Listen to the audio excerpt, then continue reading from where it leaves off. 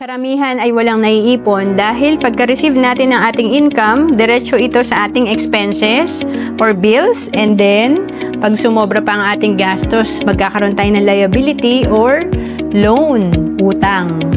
And ang mga mayayaman naman, pagka-receive nila ng income, hindi nila kinakalimutan mag-invest or mag-build ng asset.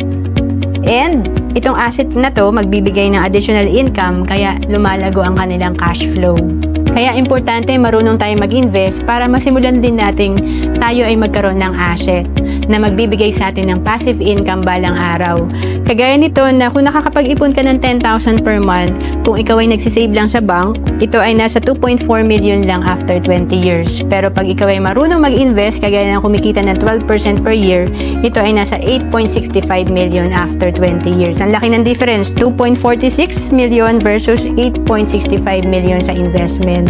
At kung naghahanap ka kung saan ka pwede mag-invest, pwede ka sa Kaiser na sinimulan ko rin noong 2012. Sa Kaiser, tatlo na meron ka: investment, healthcare, at life insurance. At pwede kang mag-apply online kung OFW ka. To know more about Kaiser, message mo lang ako sa FB, Roanne Celis Capistrano.